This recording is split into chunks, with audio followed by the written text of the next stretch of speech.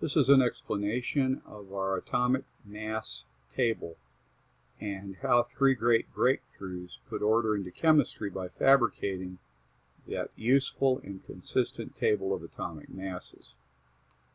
Let's start early in the 19th century with Jacob Berzelius, a great Swedish scientist. He's the one who gave us our 1 to 2 letter symbols for elements, like C for carbon, Pb for lead, mostly based on the Latin. In 1818, he published a table of 43 atomic masses of elements, and in the course of his career he determined the percentage composition by mass of about 2,000 compounds. That was an amazing feat when you realize that scientific instruments had not advanced very much by the early 19th century. The method of equivalent mass was developed to get a table, and the equivalent mass is defined as the amount of the element that will react with 8 grams of oxygen, or the equivalent. For example, in silver oxide, 13.5 grams of silver is combined with 1 gram of oxygen, so we multiply the 13.5 by 8 and we find that 108 grams of silver is the equivalent mass of silver. If you look at your periodic table, you see that's very close to what we accept as the mass of silver. This, of course, is one of the big triumphs of this method. Not all elements yielded to this. Franklin, in 1852, gave us the concept of valence that we still use today. And he asks how many atoms does a given atom X combine with? Well, he defined it by the number of hydrogens that it combines with or replaces.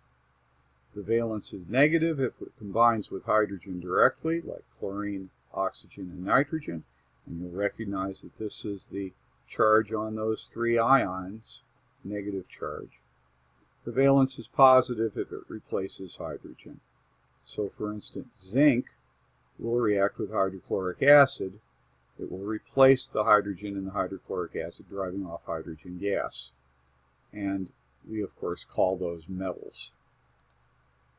The valence method of atomic mass then is used to find that the atomic mass of an element is the product of its valence and its equivalent mass. So, for instance, zinc has an equivalent mass of 32.6 grams. Its valence is +2, so the product is 65.2. And you can see zinc here, 32.6 is the table of equivalent masses that is offered. Multiply by 2, you get something very, very close to today's periodic table mass. In 1819, much earlier than Franklin, Dulong-Petit came out with what we call the law of Dulong-Petit. And they said that for a solid, the product of the specific heat in calories per gram, not joules, the product of the specific heat and the atomic mass, they said, is about 6. So, for example, copper has a specific heat of 0.0932 calories per gram.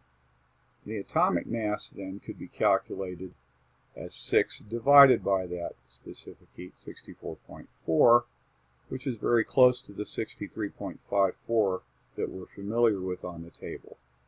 Aluminum has a much higher specific heat, but a much lower atomic mass. So the specific heat times the atomic mass is very frequently very close to 6. And you might want to discuss among yourselves why this might be true, that the larger the atomic mass is, the smaller is the specific heat. The problems with the methods that had been advanced is that the methods were close to each other, but they did not converge on one or the other, and there was really no empirical basis behind accepting one or the other. There also were some big errors. So Dulong-Petit gave sulfur a mass that was 10% off, and some were even worse than that. Liquids and gases do not have a correspondence with the law of Dulong-Petit. And some elements, of course, have multiple valences, like iron. There are some metals that have 4 and 5 different valences. So which do you use? Now, to come to some sort of conclusion, the chemists of Europe was called the Karlsruhe Conference, and they wanted to arrive at a consensus on atomic masses. The conference had every considered important chemist in the world.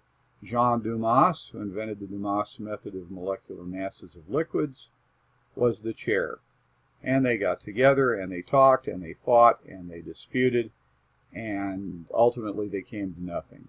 They broke up the conference in rancor and confusion, but each one of them got a copy of Cannizzaro's long pamphlet on the subject, called A Sketch of a Course of Chemical Philosophy. Lothar Meyer, one of the great German chemists, he read it, it impressed him, and he started using Cannizzaro's method. Cannizzaro's method uses Avogadro's hypothesis, something that up until then was just a curiosity from 1811. He used Avogadro's hypothesis to get relative molar masses of gases, and then he carved out the atomic masses of the constituent elements from them, because he was able to find out how many of each of these atoms was present in the compound. And from this he got the relative atomic mass. This is a table that appears in Cannizzaro's pamphlet. There is no need for you to understand it or explain it. I'll give you a kind of a clue on how it is used. So, for example, water in the gaseous state has a density of 0.589 grams per liter. It is 11.2% hydrogen by mass. The product of the density and the percent by mass is shown here. We do the same thing for ammonia. There's the density, there's the percent hydrogen, there's the product. And for methane, a lower density, higher percentage by mass, and the product. And then if we take all of these values and divide them by the lowest value, 0.0659, and raise them as we did with the empirical formula, raise them so that they are all whole numbers, we ended up multiplying everything by 2 to get water as 2, ammonia as 3, and methane as 4. And you'll recognize that as the ratio of hydrogen to oxygen and water, to ammonia, nitrogen and ammonia, and to carbon in methane, 2, 3, and 4. He had found a way to determine how many atoms of hydrogen were in these 3 compounds. And by extensively using that, he was then able to determine that for many compounds, and from the molar masses of the compounds, he could determine the atomic masses of the elements. The next step, once Cannizzaro had the number of atoms of elements in a compound, he used the several tables to converge on an atomic mass that seemed reasonable. I'll give you the easy example. From determining the relative molar mass of carbon dioxide to oxygen, we found that oxygen at 32 and carbon dioxide has a molar mass of 44. Now, once we knew that there are 2 oxygen atoms in a molecule of this compound of carbon and oxygen, we simply subtract the mass of those 2 oxygen atoms, 32, from the 44. We've taken out the oxygen, the rest of it must be carbon. 44 minus 32 is 12, and that then is the atomic mass of carbon. That's a simplification, but this is how Cannizzaro did his table of atomic masses. And it got adopted very, very quickly by European chemists. Lothar Meyer said that the pamphlet caused him to lose the scales from his eyes. Now that we had a reliable set of atomic masses, we could now begin to predict how much product is formed And of course, that's the basis of all chemical engineering.